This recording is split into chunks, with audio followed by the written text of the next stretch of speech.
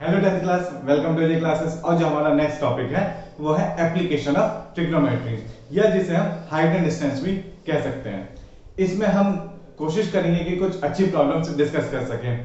तो I hope कि आपने पहले एनसीईआरटी की जितनी भी प्रॉब्लम्स हैं वो आपने खुद ही सॉल्व कर ली होंगी। तो कुछ एडवांस प्रॉब्लम्स हम यहाँ पर डिस्कस करेंगे। स्टार्टिंग में 4-5 प्रॉब्लम, उसमें भी लेवल 1 की होंगी, फिर एक सेकंड लेवल होगा जिसमें और टफ प्रॉब्लम्स हम डिस्कस करेंगे। तो देखते हैं कि हमारी लेवल फर्स्ट की पहली प्रॉब्लम क्या है।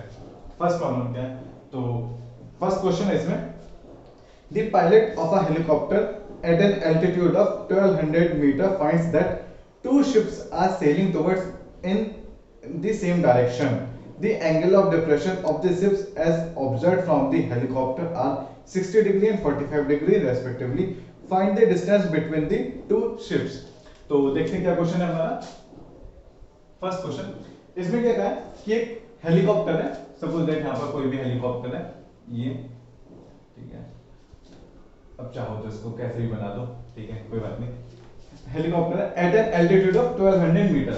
ये कितनी हाइट पर है, कितनी हाइट पर है, 1200 मीटर। ये हमें एच दिया हुआ है कि इतनी हाइट पर हमारा शिप है, ठीक है, सॉरी शिप नहीं, हेलीकॉप्टर है। अब ये हेलीकॉप्टर में जो पायलट बैठा है वो ऑब्जर्व करता है, क्या ऑब्जर्व करता है, that two ships are sailing towards it in the same direction. जो यहां पर दो शिप है कोई, ठीक है, ये S1 एंड S2, ये क्या कर रहे हैं, ये सेम डायरेक्शन में इसकी तरफ चल रहे हैं, ठीक है। The angle of depression of the ships are observed from the helicopter are 60 degree and 45 degree. तो ये एंगल S1 के साथ और S2 के साथ जो एंगल ऑफ डिप्रेशन है, डिप्रेशन एंगल कौन सा होता है, जब हम नीचे देखने पर बनता है। तो कितना कितना दिया, 60 डिग्री। ये एंगल कितना है, 60 डिग्री, और ये एंगल कितना है, 45 डिग्री, ठीक है। तो क्या कहें हमसे, find the distance between the two ships, ठीक है। तो हमसे ये डिस्टेंस पूछिए इन दोनों के बीच की, ये हटा देते हैं, और ये भी कुछ डिस्टेंस होगी, ठीक है, देखते हैं। तो हमारे पास कितने कितने डिग्री डिप्रेशन एंगल दिए, 60 डिग्री 45 डिग्री। अच्छा ये क्लियर है, जितना हम किसी भी जिसको भी ऑब्जर्व कर रहे हैं उसका जितना पास होंगे वो एंगल उतना ज्यादा होगा, और उस ऑब्जेक्ट से हम दूर जाते जाएंगे तो हमारा जो एंगल होगा वो डिक्रीज होता जाएगा, ठीक है। तो ये वाला एंगल हमारा कितना है, यहां देख देते हैं, 45 डिग्री, और ये एंगल कितना है, 60 डिग्री। इस डिस्टेंस को मान लेते हैं हम x, और ये वाली डिस्टेंस मान लेते हैं y। जो हमारा टारगेट है वो क्या है, x फाइंड करना, ठीक है, x को फाइंड करना है हमें, ठीक है। तो x को फाइंड करने के लिए क्या करें, दो ट्रायंगल सिस्टम बन रहा है, ठीक है। कौन कौन से ट्रायंगल बन रहे हैं, नाम दे देते हैं, इसे O कह देते हैं, इसे A कह देते हैं। ये S1 और S2, S1 S2 क्या है, शिप्स है हमारे। जो पायलट जब यहां से देख रहा है तो वो उसकी तरफ क्या कर रहे हैं, मूव कर रहे हैं, और एंगल कितने कितने बन रहा है, 60 डिग्री और 45 डिग्री। अच्छा, जितना भी डिप्रेशन एंगल दिया होगा वो हमेशा एलिवेशन एंगल के इक्वल ही होगा, ठीक है, क्योंकि वो अल्टरनेट एंगल्स बना रहे होते हैं, इसलिए तो कोई प्रॉब्लम ही नहीं है। आप चाहो तो देख भी सकते हो, O S1 S2, और ये जो लाइन आ रही होगी ये दोनों की होंगी पैरेलल होंगी, और A S1 या A S2 ये इसकी क्या होंगी, ट्रांसवर्स रे होंगी। तो ये वाला हमारा एंगल, ये एंगल और ये एंगल दोनों इक्वल होंगे। सेम ये एंगल और ये एंगल, ये दोनों भी क्या होंगे, इक्वल होंगे। तो हमें स्टार्ट करते हैं, x फाइंड करना है। दोनों ट्रायंगल ले लेते हैं, दोनों ट्रायंगल्स में दो इक्वेशन बन जाएंगी और उन दोनों को हम सॉल्व कर लेंगे। तो स्टार्ट करते हैं। पहले कौन सा ट्रायंगल है, ट्रायंगल OS1A या AOS1, ये हमने ट्रायंगल ले लिया। अब इस ट्रायंगल में क्या लगा रहे हैं हम, tan 60 डिग्री। अब tan 60 डिग्री क्यों लगाया, क्योंकि हमें रिलेशन किसके बीच में निकालना है, परपेंडिकुलर और बेस के बीच में, ठीक है। ये एंगल तो 90 डिग्री बनेगा, कोई डाउट ही नहीं है इसमें, तो या कोई कंफ्यूजन नहीं होना चाहिए, ये एंगल हमेशा 90 डिग्री बनेगा। तो tan 60 लेंगे तो 1200 अपॉन y, 1200 अपॉन y। अब tan 60 डिग्री की वैल्यू क्या होती है, ये हमें याद होनी चाहिए, कितनी, √3। तो y हमारा कितना आ गया, 1200 अपॉन √3। यही आ गया, कैलकुलेट करके देखो। tan 60 की वैल्यू सही रखिए क्या, चेक करो, कैसे चेक करेंगे? sin 60 upon cos 60। sin 60 कितना था? √3/2। cos 60 कितना था? 1/2। तो 1/2 कैंसिल, कितना बचेगा? √3 बचेगा। ठीक है, अब दूसरा ट्रायंगल कौन सा लें हम? AOS2। फिर ट्रायंगल AOS2। अब इस ट्रायंगल में क्या होगा? tan 45 degree equals to 1200 upon x plus y, क्योंकि इस बार डिस्टेंस कितनी रहेगी? टोटल डिस्टेंस लेंगे y प्लस x, और tan 45 की वैल्यू कितनी होती है? 1। तो 1200 कितना हो गया? 1200 equals to y plus x, और y की वैल्यू हमें पता है, y की वैल्यू कितनी है? 1200 अपॉन √3 प्लस x, ये कितना? 1200। तो यहां से x कितना आ गया? इसको बदल जाओगे तो नेगेटिव में हो जाएगा, तो 1200 माइनस 1200 अपॉन √3।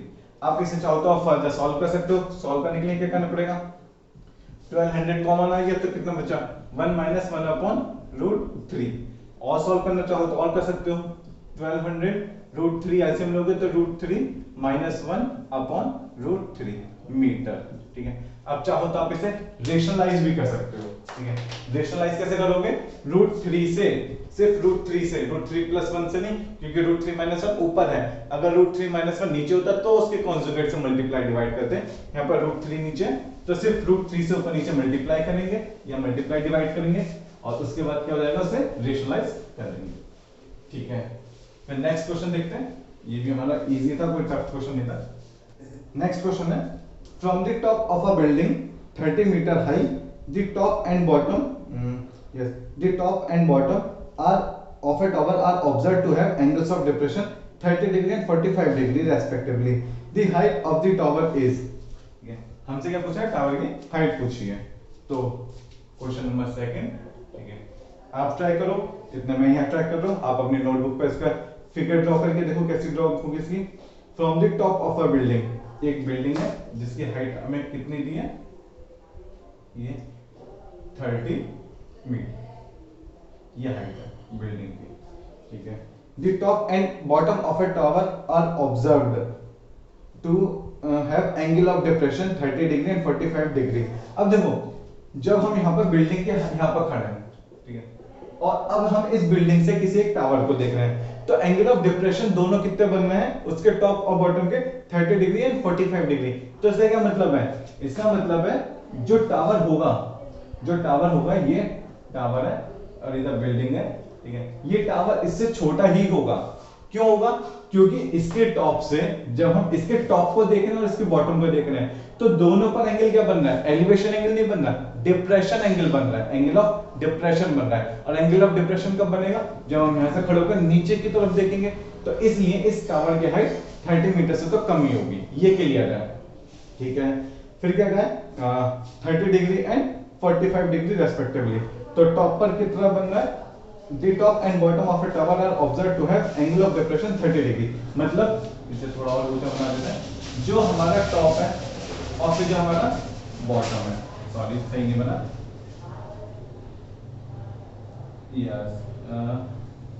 ये आप थोड़े स्ट्रेट बनाना, मेरी लाइन थोड़ी रिफ्लेक्ट हो गई है। अच्छा, ये एंगल कितना है?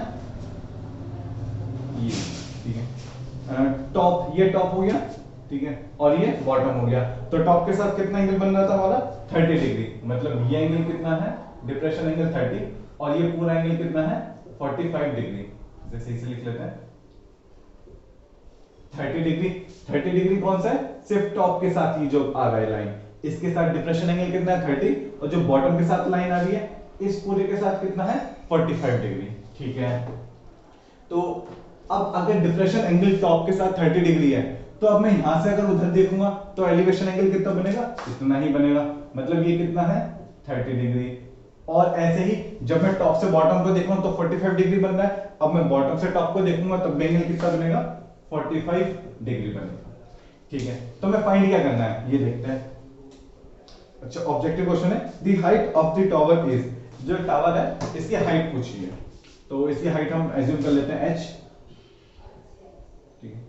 अच्छा, ये डिस्टेंस हम कुछ भी मान लें, इनके बीच की x मान लेते हैं, ये हमने x मान ली। ठीक है, अब इन सबको कुछ ना कुछ नाम दे देते हैं, जैसे O, A, B, एंड सी। ठीक है, इतना हुआ। अच्छा, ये अगर हाइट x है तो अगर मैं एक से मतलब ये जो ओ ए है टावर से इस बिल्डिंग पर परपेंडिकुलर ड्रॉ कर दूं। परपेंडिकुलर कैसे ड्रॉ किया देखते हैं। ये इस तरह से ये हमने पूरी एक लाइन ड्रॉ कर दी है परपेंडिकुलर वाली, इस तरह से।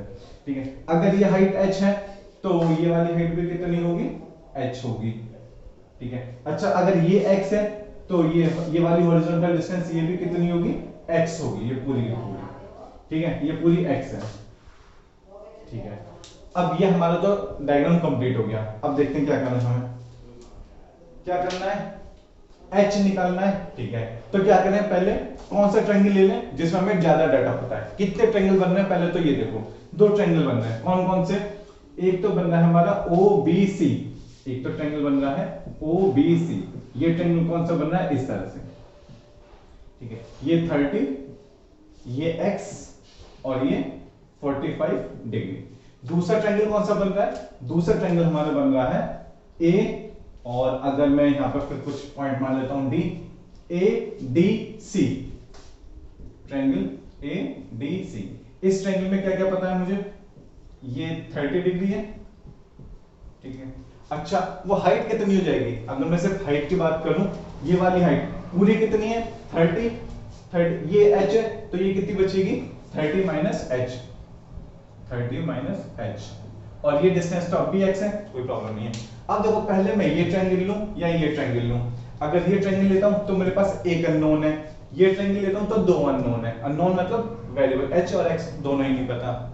तो क्या करें, पहले ये वाला ट्रायंगल ले लेते हैं। तो इस ट्रायंगल में tan 45 डिग्री कितना हो जाएगा, tan 45 होगा 30 अपॉन x, और x की वैल्यू कितनी आ गई 30 मीटर।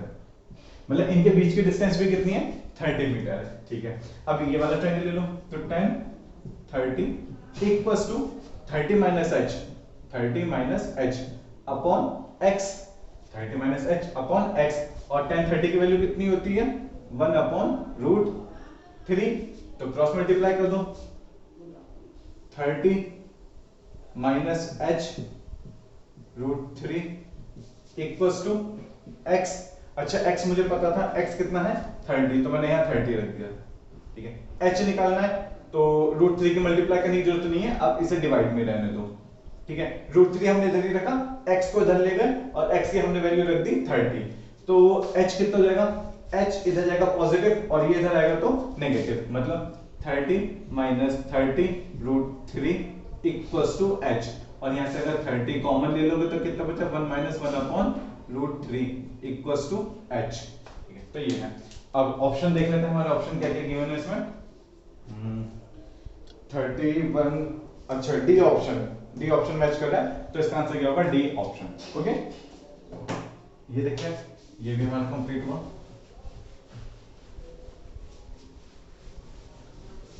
ठीक है, हाइट एंड डिस्टेंस ये एप्लीकेशन ऑफ ट्रिग्नोमेट्री में बस आपको ये देखना है कि कौन सा ट्रायंगल कंसीडर करना है।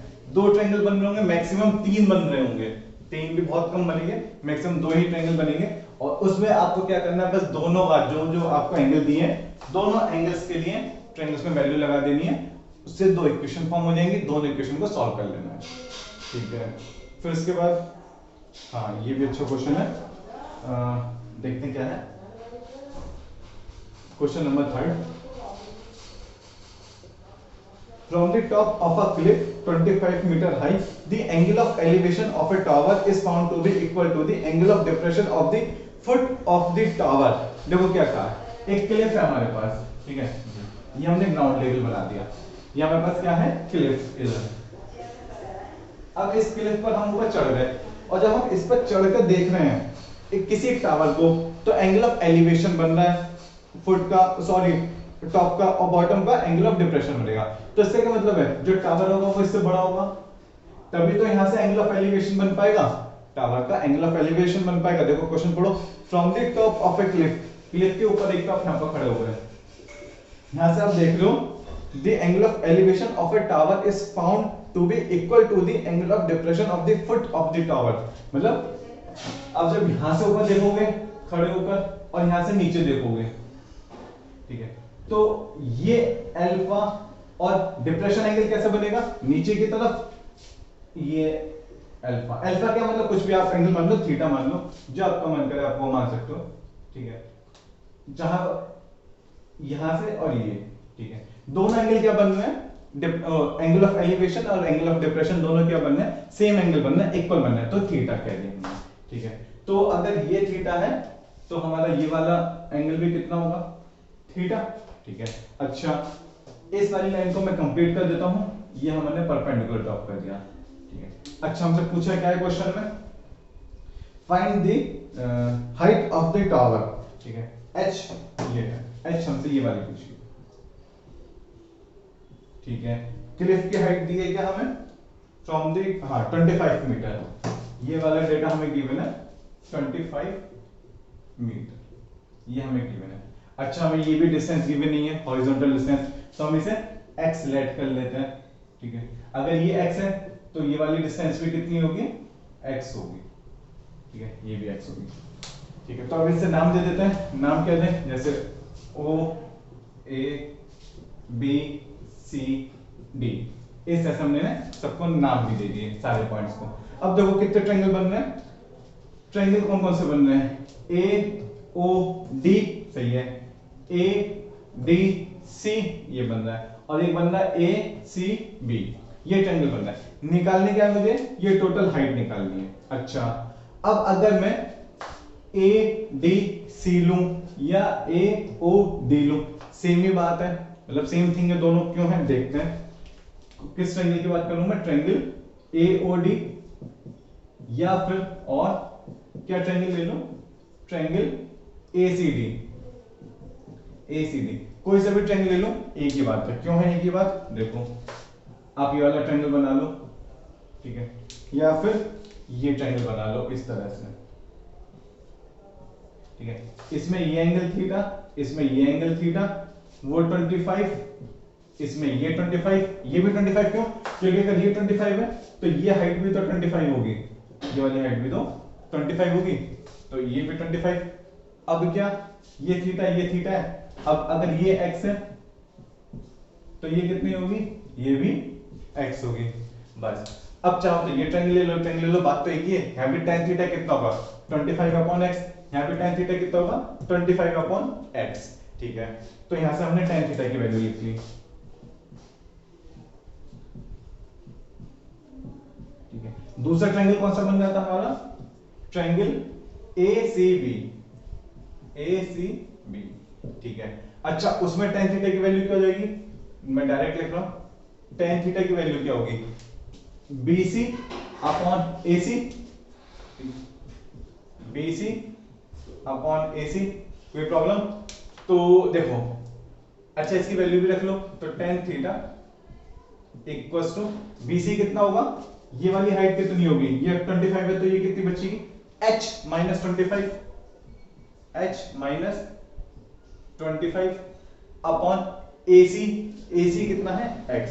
अब देखो इन दोनों इक्वेशन को कंपेयर करो, कौन कौन सी इक्वेशन, इसे कह दो इक्वेशन नंबर 1, इसे कह दो इक्वेशन नंबर 2।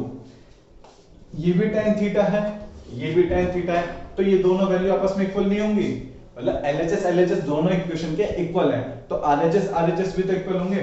तो यहां लिखोगे from equation first equals to equation second, तो tan थीटा की वैल्यू है यहां 25/x, और यहां tan थीटा की वैल्यू कितनी है, h माइनस 25/x। तो क्या होगा, ये x है यहां, ये x है, ये दोनों कैंसिल आउट हो जाएंगे, डिवाइड हो जाएंगे, 1 बचा, तो यहां कितना बचेगा 25 इक्वल्स टू h माइनस 25, ये माइनस 25 है, इधर जाकर प्लस हो जाएगा, तो 25 प्लस 25 इक्वल्स टू h, तो h कितना आ गया, सॉरी h कितना आ गया हमारा 50 मीटर, जस्ट क्लिफ जितनी थी उसके हाइट का डबल। देखो क्या क्या, दो ट्रायंगल बन देते हैं, तीन ट्रायंगल बन देते हैं, लेकिन दो ट्रायंगल सिमिलर थे, उनमें तो कोई बात ही नहीं थी, तो कोई सा भी हम ट्रायंगल ले लें। उस ट्रायंगल में एक बार हमने tan थीटा लगाया, दूसरे वाले ट्रायंगल में tan थीटा लगाया, अब ये थीटा हमने अपनी तरफ से नहीं लगाया, क्वेश्चन में दिया है कि दोनों एंगल, एलिवेशन एंगल और डिप्रेशन एंगल दोनों इक्वल हैं, इसलिए हमने लगाया है, अपनी तरफ से नहीं कि दोनों सेम ले लिया। अगर ये नहीं कहता तो हम इसे थीटा मानते हैं, इसे कुछ और एंगल मानते हैं, थीटा डैश मानते हैं या अल्फा बीटा कुछ और एंगल मानते हैं। ठीक है, बस दोनों ट्रायंगल्स में इक्वेशन बनाई और देखा दोनों में tan थीटा कॉमन है, दोनों की वैल्यू इक्वेट कर दी और वहां से इजीली निकल आया। और ये क्वेश्चन अगर हो नहीं पाएगा अगर आपने इसमें एलिवेशन एंगल और डिफ्लेक्शन एंगल अलग अलग मान लिया तो। ठीक है, क्योंकि क्वेश्चन में दिया है, अगर क्वेश्चन में दिया होता है कि अलग है तब वो एक तीसरा डेटा और भी देता, तब ये क्वेश्चन हो पाता। ठीक है, देखते हैं फिर इसके बाद। ठीक है, ये इजी है। ठीक है, ये वाला क्वेश्चन देखते हैं। If the elevation of the sun changed from 30 degree to 60 degree, then the difference between the length of the shadow of a pole 15 meter high made at these two position is। अच्छा देखो, ये question number क्या है हमारा 4।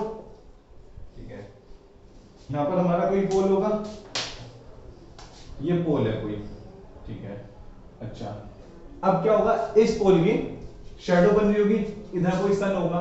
ठीक है, यहाँ पर कोई सन है। ठीक है, सन, अब ये जैसे सन की इस पर रेस पड़ेंगी तो शैडो बनेगी। देखो शैडो कैसे बन रही है, एक ये और एक ये। ठीक है, क्या कहा, if the elevation of the sun change from 30 degree to 60 degree. देखो पहले था 30 डिग्री, फिर कितना हो गया 60 डिग्री।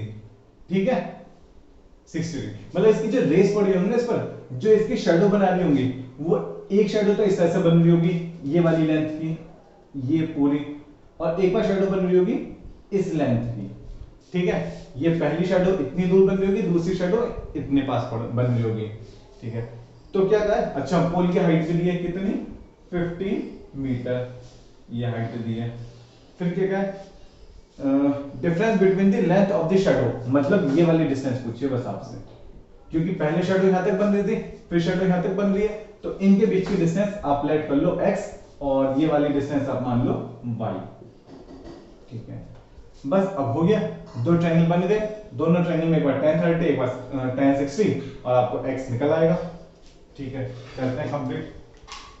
तो हमें क्या क्या पता है इसमें, पता क्या, मतलब ये O A, ये B और ये C। तो पहले कौन सा ट्रायंगल लें, पहले कौन सा ट्रायंगल ले लें, OBC ले लें ट्रायंगल, OAB ले लेते हैं, चलो OAB। तो इसमें हमारा tan 60 डिग्री कितना हो जाएगा, tan 60 equals to 15 upon y, 15 upon y, और tan 60 कितना होता है आपको याद है, √3। तो y कितना हो गया 15 अपॉन √3। ठीक है, सेम दूसरा ट्रायंगल कौन सा, AOC। ये ट्रायंगल में tan कितना हो गया 30 डिग्री, तो tan 30 डिग्री कितना हो जाएगा 15 upon x plus y, 15 upon x plus y. tan 30 की value 1 upon √3, 15 x plus y. तो अभी तो x प्लस वाई ऐसे ही रखते हैं, क्रॉस मल्टीप्लाई कर दो तो कितना हो गया x plus y equals to 15 √3।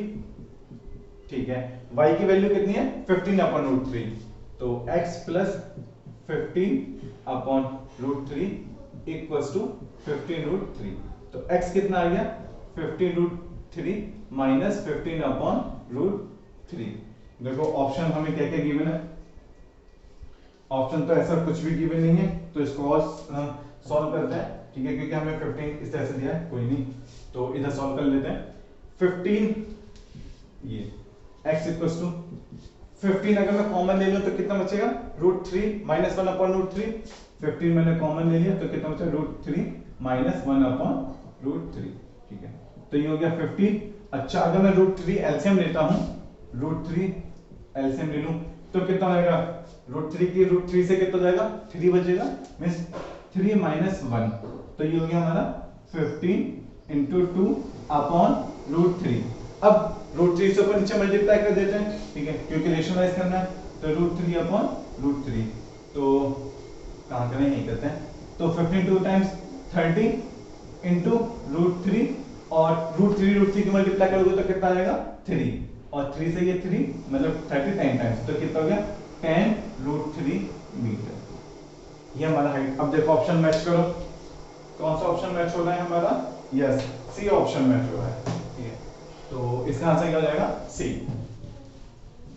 ठीक है, फिर इसके बाद देखते हैं।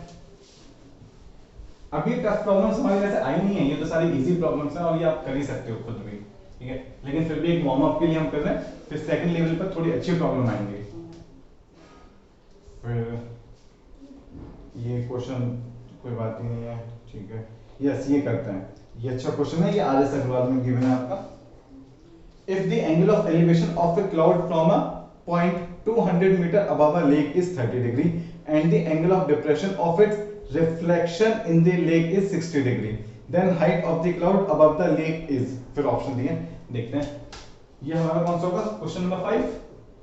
देख लेना कौन सा नंबर चल रहा है ध्यान में, क्वेश्चन नंबर 5। इसमें क्या कहा है हमसे, ये एक लेक है, ये लेक मान लेते हैं, ठीक है, ये लेक का लेवल है इस तरह से, ठीक है, ये लेक है। अब इसमें क्या कहा कि लेक से 200 मीटर अबव, इससे 200 मीटर अबव, ये 200 मीटर, ठीक है, is 30 degree if the angle of elevation of a cloud, अच्छा यहां पर कोई क्लाउड मान लेते हैं ये सी, तो इसका जो एंगल ऑफ एलिवेशन बन रहा है यहां से वो कितना बन रहा है, कितना बन रहा है 30 डिग्री, ठीक है। अब क्या कहते हैं angle of depression of its reflection in the lake, अब ये जैसे आप यहां खड़े हो, ठीक है, आप यहां पर खड़े हो, अब आप ऊपर देख लो तो आपको क्लाउड दिख रहा है, अब जब आप नीचे लेक में देखोगे तो क्या होगा, इसकी एक मतलब परछाई दिखेगी, इसका रिफ्लेक्शन दिखेगा, वो कहीं यहां दिखेगा, ठीक है, इस तरह से, इसे सी माना है और इसे सी डैश मान लेते हैं, एज्यूम कर लेते हैं सी डैश, क्योंकि क्लाउड का ही रिफ्लेक्शन है, ठीक है। अच्छा एक बात और, ये हाइट जितनी होगी उतनी ही ये वाली हाइट होगी, ठीक है, ये बात आपको ध्यान रखनी है, क्या कि जितना आपका जो बादल है वो लेक से जितना ऊपर होगा उसकी शैडो या उसका रिफ्लेक्शन उतना ही लेक के नीचे अंदर दिखाई देगा, ठीक है। तो ये हम इसे ओ ए उसे सी कह दिया, तो इसे बी कह देते हैं, ठीक है, बी, तो BC equal to BC dash होगा, ये ध्यान रखना है हमें, क्या BC equal to BC dash होगा, क्यों होगा, क्योंकि जितना लेक से ऊपर बादल है उतना ही लेक से नीचे उसका रिफ्लेक्शन बनेगा, ठीक है। तो हमें डिप्रेशन एंगल दिया है यहां से, तो ये डिप्रेशन एंगल हमारा कितना है 60 डिग्री, 60 डिग्री ये, ठीक है। तो हमसे क्या पूछा है, then the height of the cloud above the lake, height of the cloud above the lake, मतलब हमसे ये पूछा है, ठीक है, ये वाली हाइट पूछी है, ठीक है। अच्छा फिर हम वही करें, क्या ये 60 डिग्री, तो इसे आगे तक हम मिला दें, अच्छा वो 200 है, तो ये वाली कितनी होगी, ये 200 होगी, ठीक है, और ये कितनी बचेगी हमारी h माइनस 200, सही से लिख लेना, h माइनस 200, ये, तो इसे भी कुछ नाम दे दो, इसे d नाम दे देते हैं, o a b c d और c डैश, जिसमें bc और BC डैश ये दोनों इक्वल होंगे, अगर B से C तक H है तो B से C डैश तक भी H होगी, ठीक है, ये ध्यान रखना, ये भी हमारी हाइट कितनी होगी, हाइट का हो या डेप्थ का हो H होगी, ठीक। आई होप ये आपको समझ में आ गया होगा कि जैसे मैं यहाँ खड़ा हूं, अगर मैं ऊपर की तरफ देख रहा हूं, मुझे क्लाउड दिख रहा है, बादल दिख रहा है, तो जितना ग्राउंड लेवल से अबव होगा अगर मैं उतना ही उसे का रिफ्लेक्शन देखूं लेक में या कोई भी नदी हो उसमें देखूं तो उतना ही नीचे उसका रिफ्लेक्शन बनेगा, ठीक है। तो ये हाइट अगर h है तो ये भी h डैश मतलब BC डैश जो हाइट है वो भी उसके इक्वल होगी, हाइट और डेप्थ दोनों इक्वल होंगी, ठीक है। अब यहाँ पर कितने ट्रायंगल बन रहे हैं, 2 ट्रायंगल बन रहे हैं, कौन कौन से ट्रायंगल देखते हैं।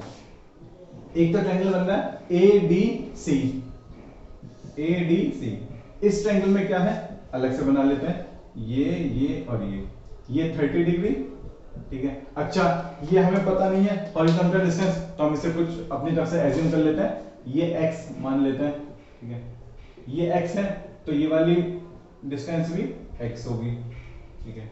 तो हमें ये 30 डिग्री था, ठीक है, ये x और हाइट कितनी है h माइनस 200, ठीक है।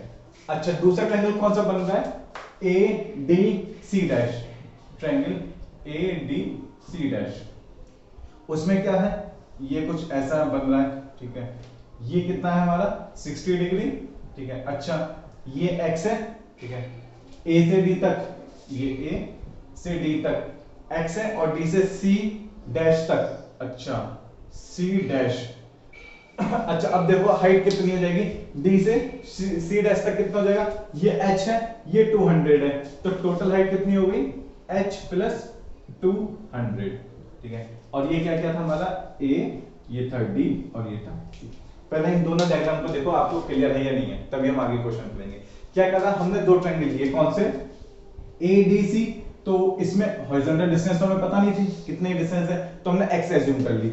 अच्छा ये 200 तो ये भी 200, टोटल हाइट हमने एज्यूम की है h, तो इतनी कितनी बची, h माइनस 200, तो ये हमने लिख ली d से c तक कितनी है, h माइनस 200, ठीक है। अब ADC डैश वाला ट्रायंगल लिया, एक तो एलिवेशन एंगल वाला जो था वो ट्रायंगल लिया, एक और डिप्रेशन एंगल वाला जो ट्रायंगल बन रहा है वो लिया। तो ADC डैश में ये 60 डिग्री है, ये टोटल डिस्टेंस कितनी हो जाएगी, देखो ये 200 थी, ये 200, टोटल h ऊपर थी तो टोटल h नीचे होगी, तो h प्लस 200, h प्लस 200, ठीक है। अब x और h दो वेरिएबल हैं, दो ट्रायंगल हैं, दो इक्वेशन बनेंगी, दोनों को सॉल्व कर लेंगे, h फाइंड आउट हो जाएगा। अल्टीमेटली हमें h ही तो फाइंड करना है, x नहीं करना है, h करना है, लेकिन x भी उसके साथ साथ अपने आप ही सॉल्व हो जाएगा। तो देखते हैं क्या करें। तो अगर मैं ये ट्रायंगल लेता हूं तो tan 30 डिग्री कितना होगा, tan 30 degree h minus 200 upon x, h minus 200 upon x, ठीक है। और tan 30 की वैल्यू कितनी होगी, tan 30 की वैल्यू कितनी होगी, यहां लिख लेते हैं 1 अपॉन रूट 3, तो क्रॉस मल्टीप्लाई कर दो, तो ये कितना हो गया, h माइनस 200 रूट, इधर लिख लेते हैं रूट 3, और इक्वल टू कितना आ जाएगा, x, ठीक है।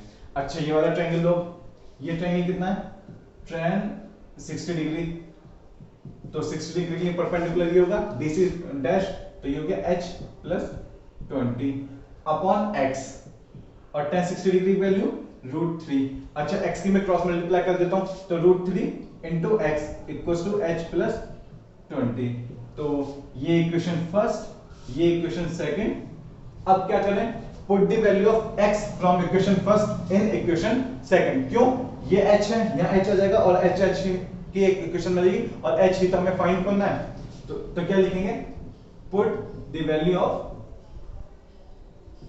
x from first into second, तो कितना हो जाएगा हमारा, करते हैं रूट 3, ठीक है, रूट 3, और x की वैल्यू कितनी है, अगेन रूट 3, ठीक है, अगेन रूट 3, कुछ प्रॉब्लम तो नहीं है, सही है ना अपना, h प्लस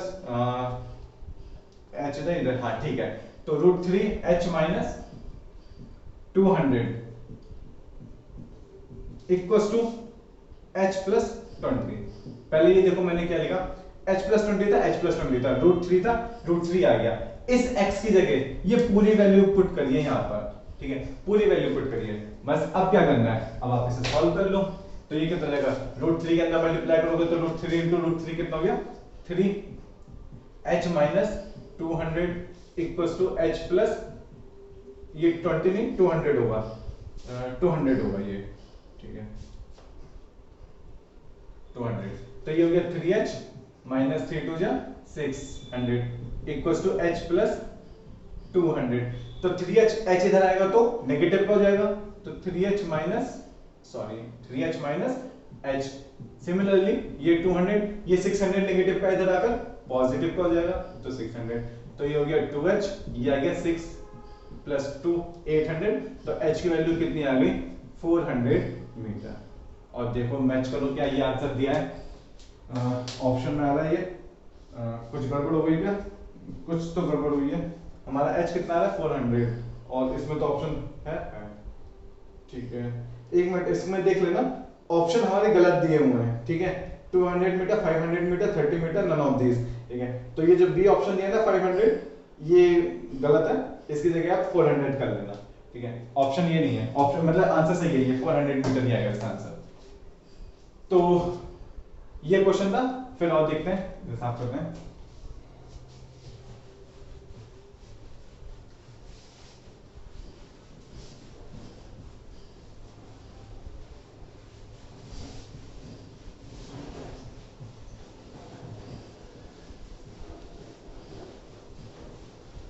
ठीक है। अब थोड़ा एक टफ क्वेश्चन लेते हैं, ठीक है। वैसे तो ये भी अच्छा क्वेश्चन था।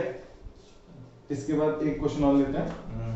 यस, ये शायद लास्ट ईयर सैंपल पेपर में दिया था शायद। देखते हैं क्या क्वेश्चन है। A balloon of radius gamma makes an angle alpha at the eye of an observer and the angle of elevation of its center is beta। देखो थोड़ा टफ क्वेश्चन है, क्यों? क्योंकि इसका डायग्राम ही स्टार्टिंग में हमसे नहीं बन पाएगा, ठीक है। फिर क्या क्या है? The height of its center from the ground level is given by। तो फिर चार ऑप्शन दिए हैं, देखते हैं। हो सकता है कि कोई मिसप्रिंट हो गया, तो मैंने बता दिया था जैसे लास्ट क्वेश्चन है उसमें ऑप्शन गलत दिए हुए थे, वो 500 मीटर नहीं 400 मीटर होगा। क्वेश्चन अपना सही था, ऑप्शन ही गलत दिए थे उसमें, ठीक है। तो ये कौन सी प्रॉब्लम होगी हमारी? Problem number 6। देखते हैं। देखो क्या कहा, a balloon of radius gamma makes an angle alpha at the I of an observer. इसका क्या मतलब है? ये जैसे कोई भी बैलून है, ठीक है, थोड़ा बड़ा डायग्राम बना रहे हैं ताकि क्लियर दिखे। तो ये क्या कर रहा है? ये ऑब्जर्वर के आई पर अल्फा एंगल बना रहा है। इसका क्या मतलब है? ये ना तो एलिवेशन एंगल दिया है, ना ही ये डिप्रेशन एंगल दिया है। ये क्या दिया है कि जो पूरा बैलून है वो कितना एंगल बना रहा है ऑब्जर्वर की आई पर। इसका क्या मतलब है? थोड़ा रफ में बताता हूं। जैसे ये बिल्डिंग है, ठीक है, यहां पर हम खड़े हैं और मैंने कहा कि ये बिल्डिंग हमारी आंख पर अल्फा एंगल दिया, अल्फा एंगल बना रही है, ठीक है, या बीटा कुछ भी दिया, अल्फा दिया, हाँ, तो अल्फा एंगल बना दी। इसका क्या मतलब है कि ना तो एंगल ऑफ एलिवेशन अल्फा दिया है, ना एंगल ऑफ डिप्रेशन एंगल दिया है हमें, डिप्रेशन एंगल। तो क्या दिया? अल्फा। अल्फा दिया है कि ये पूरा का पूरा एंगल, जब मैं इस पूरी बिल्डिंग को देखूंगा तो जो एंगल बन रहा होगा वो अल्फा बन रहा होगा। पूरी बिल्डिंग को देखने पर जो अल्फा बन रहा होगा मेरी आंख पर, वो क्या बन रहा होगा? अल्फा एंगल बन रहा होगा। इसीलिए इस क्वेश्चन में क्या कहा है कि जो बैलून है ये ऑब्जर्वर की आई पर क्या एंगल बना रहा है? अल्फा एंगल बना रहा है। देखो कैसे, ये बैलून था, ऑब्जर्वर कहीं यहां ग्राउंड लेवल पर खड़ा हुआ, ठीक है। अब ये जो एंगल बना रहा है ना, ये इस तरह से, ये वाला, ये एंगल अल्फा है। ना तो ये एलिवेशन एंगल है, ना ही ये डिप्रेशन एंगल है। वो टोटल एंगल है जितना एंगल वो ऑब्जेक्ट किसी ऑब्जर्वर की आई पर बना रहा होगा, वो एंगल अल्फा है, ठीक है। समझे या नहीं समझे? और कोई एग्जांपल ले लो, ठीक है, कि जैसे बाय चांस यहां पे कोई एक पर्सन खड़ा था, कोई एक छोटा आदमी दूर खड़ा है, ठीक है, ये पूरा आदमी इसकी आंख पर, ठीक है, कितना 20 डिग्री एंगल बना रहा है। तो ये 20 डिग्री कोई एलिवेशन एंगल या डिप्रेशन एंगल नहीं है। ये कौन सा एंगल है? ये वो एंगल है जब ये पर्सन इसे देखेगा तो इस पर्सन की हाइट की वजह से जो टोटल एंगल इसकी आंखों पर बनेगा वो एंगल है 20 डिग्री, ना तो एलिवेशन ना डिप्रेशन, ठीक है। तो इसी तरह से जो ये बैलून था, ठीक है, ये क्या था? इसकी रेडियस दी थी हमें, ठीक है, ये रेडियस कितनी है? रेडियस है इसकी गामा, ठीक है, गामा रेडियस दिया। फिर क्या कहा है कि ये बैलून ऑब्जर्वर की आई पर अल्फा एंगल बना रहा है, ठीक है। फिर नेक्स्ट लाइन क्या है? And the angle of elevation of its centre. देखो अब सेकंड लाइन अच्छी दी है, and the angle of elevation of its centre is beta. मतलब अगर मैं यहां से इसके सेंटर को मिलाते हुए एक लाइन ड्रॉ करूं इस तरह से, ये तो जो इसका सेंटर वाली लाइन है ना, ये वाली लाइन, ये कितना एंगल बना रही है? ये एंगल बना रही है बीटा, ठीक है। देखो आराम से देखना इसके डायग्राम को, ये सेंटर से जो पास हो रही है इसे सी नाम दे देते हैं और ये ओ कह देते हैं। ओ मतलब ऑब्जर्वर, सी से ओ वाली जो सेंटर वाली लाइन है ये बीटा एंगल बना रही है, ठीक है। फिर क्या कहा है? The height of its center from the ground level is given by। अच्छा हमसे हाइट पूछी है, मतलब क्या कहा है? जो ये सेंटर है ना, अगर मैं ये एक वर्टिकल लाइन ड्रॉ करता हूं इस तरह से, तो ये मुझसे h पूछा गया है। डायग्राम समझो, डायग्राम क्या है, फिर हम क्वेश्चन सॉल्व करेंगे। और फिर इसमें ऑप्शन भी दिए हैं, ऑप्शन से मैच कर लेंगे कि हमारा आंसर क्या है। पहले ऑप्शन देखो, ऑप्शन में क्या होगा? देखो अल्फा बीटा गामा सब कुछ इंक्लूड कर दिया उसने आंसर में, मतलब हमारे आंसर में ये तीनों डाटा आने चाहिए, ठीक है। तो अब देखो क्या करें, कितने ट्रायंगल बन रहे हैं इसमें? पहले तो ट्रायंगल देखो, अगर हम अभी तक देखें तो हमारे लिए तो एक ही ट्रायंगल बन रहा है। कौन सा? ओ सी, और इसे कहते हैं बी, नहीं कहते, बीटा हमारा है ना, इसे कहते हैं डी। ओ सी डी, एक ट्रायंगल दिख रहा है अभी तो हमें, दो ट्रायंगल और बन रहे हैं। कौन कौन से देखते हैं अभी। पहले तो डायग्राम समझो, डायग्राम सही है। पूरा बैलून था, ऑब्जर्वर की आई पर अल्फा एंगल बना रहा है। सेंटर वाली लाइन को अगर मैं मिलाता हूं तो वो वाली लाइन बीटा एलिवेशन एंगल बनाती है। ये हाइट हमसे पूछी, ठीक है। तो एक बात बताओ, अगर ये रेडियस गामा है, मतलब ये गामा है, तो मैं इससे ये मिला दूं और इससे ये मिला दूं, तो ये भी तो गामा और ये भी तो गामा होगा, ठीक है। ये क्या हुआ, ये देखो O, इसे क्या देते हैं P, इसे क्या देते हैं Q, ठीक है। जो OP लाइन है और जो गामा है, इनके बीच में कितना एंगल बन रहा होगा, सोचो, देखते हैं अभी। मतलब देखो OP और इधर Q, OPQ, ये पूरा एक क्या बन रहा होगा, एक अलग ट्रायंगल बन रहा होगा। लेकिन हमें ट्रायंगल कौन से लेना है, इस तरीके से OP और C। ट्रायंगल कौन सा लेना है, ट्रायंगल OP और C, ठीक है। एक ट्रायंगल तो ये बना हुआ, ठीक है, और दूसरा ट्रायंगल कौन सा बना, ट्रायंगल OCQ, ठीक है। और एक ट्रायंगल कौन सा बना, एक ट्रायंगल बना OCD, OCD। इस ट्रायंगल से तो हमें अपनी हाइट, जो फाइनल डाटा निकालना है, वो कैलकुलेट करेंगे। इन दोनों ट्रायंगल से क्या करें, देखो, अगर मैं ये ट्रायंगल ले लेता हूं OCD, OCD, ठीक है, मैं ये बना लेता हूं OCD, ये H, ये बीटा। अब मुझे ये तो पता नहीं है, ठीक है, मुझे ये नहीं पता, लेकिन मैं ये वाली लेंथ निकाल सकता हूं। ये वाली लेंथ कौन सी है, OC, OC निकाल सकता हूं, और ये भी। और अगर मैं इस ट्रायंगल में फिर tan बीटा की जगह sin बीटा यूज करूं, तो sin बीटा क्या होगा, CD अपॉन OC।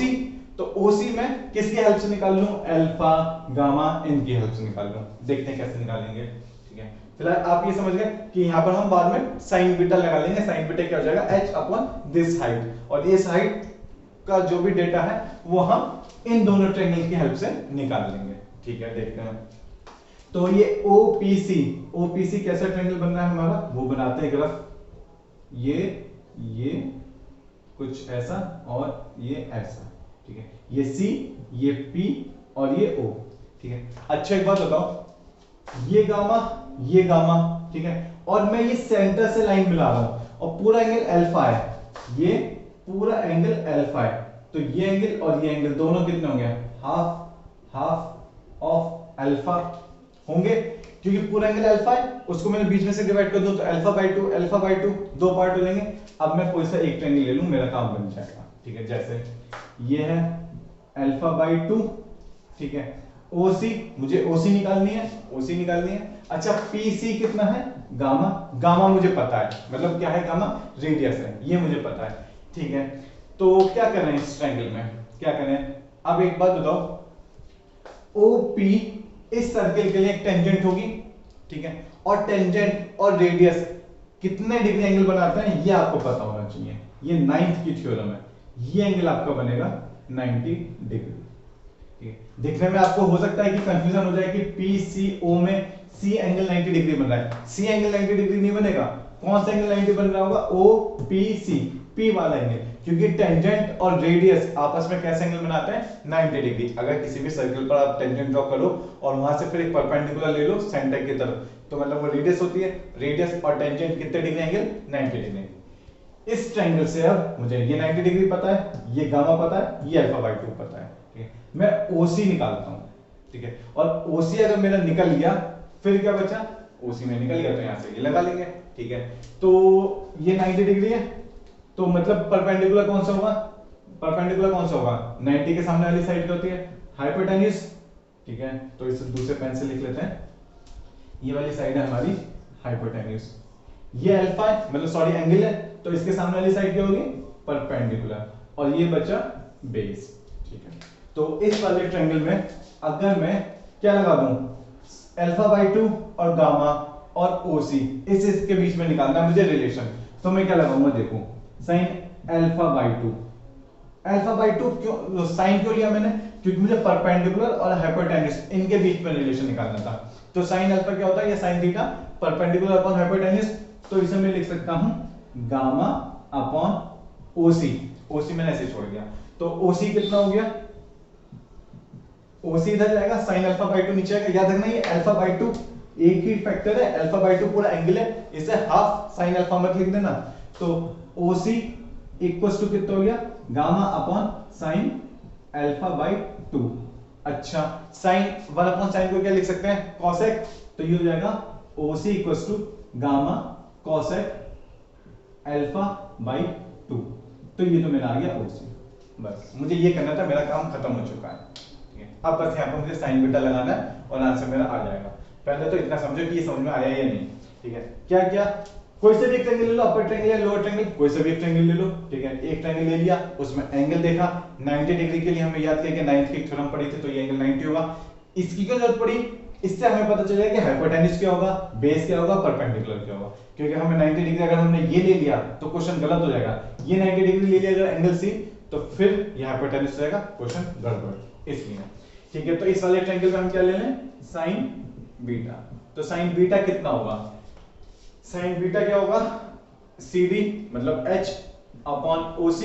ठीक है, तो यहां से H कितना आ गया, H, तो OC को उधर मल्टीप्लाई कर दो, तो OC इंटू साइन बीटा। ठीक है, तो OC की वैल्यू यहां से रख दो, OC कितना है, gamma into cosec alpha by 2 into sine beta. चाहो तो आप इसे आगे पीछे करके रख सकते हो, gamma sign beta into cosec alpha by 2, मतलब साइन को पहले कॉसेक को बाद में, क्योंकि प्रोडक्ट में। ठीक है, तो ये क्वेश्चन है, देखते हैं कि ऑप्शन मैच कर रहा है या नहीं। Gamma sign beta cosec alpha by 2, gamma sign beta, ये हमारा ऑप्शन डी। तो इसमें हमारा कौन सा ऑप्शन है, डी ऑप्शन हमारा मैच कर गया। तो ये क्वेश्चन था, इसके बाद और भी क्वेश्चन करेंगे। इससे मतलब ये एक सेकंड लेवल का इंट्रोडक्शन था। अगर हम देखें कि हमारे दो लेवल में डिवाइड करें, फर्स्ट लेवल में इजी क्वेश्चन और सेकंड लेवल में टफ क्वेश्चन, तो ये जो क्वेश्चन नंबर 6 है, ये सेकंड लेवल का एक तरह से इंट्रोडक्शन आप समझ सकते हो कि इस लेवल का हम क्वेश्चन सेकंड पार्ट में करेंगे। लेकिन ये क्वेश्चन इजी नहीं है, आपको बनाने हैं इजी। कैसे बनाने हैं, थोड़ा सा अपना दिमाग चलाकर। ठीक है, कि कौन कौन से ट्रायंगल लेना है, पहले आंसर देखो कि आंसर क्या लाना है। मैंने आंसर देखा कि मुझे गामा बीटा अल्फा इन तीनों में रिलेशन निकालना था, तो इसलिए मैंने इस ट्रायंगल जो ये OPQ ये वाला ट्रायंगल बना था, इसको दो पार्ट में डिवाइड करके OC जो हाइट थी OC वाली वो निकाली। क्यों निकाली, ये मैंने ये वाला ट्रायंगल जब कंसीडर कर रहा था तो मुझे H पता था, बीटा पता था, OD निकालने के लिए मेरे पास कोई डाटा नहीं था, लेकिन OC निकालने के लिए था, तो इसमें मैंने OC निकाला उस ट्रायंगल से। ठीक है, तो करते रहिए प्रैक्टिस, तभी क्वेश्चन थोड़े इजी लगेंगे। ठीक है, फिर और क्वेश्चन देखते हैं। Okay, thank you.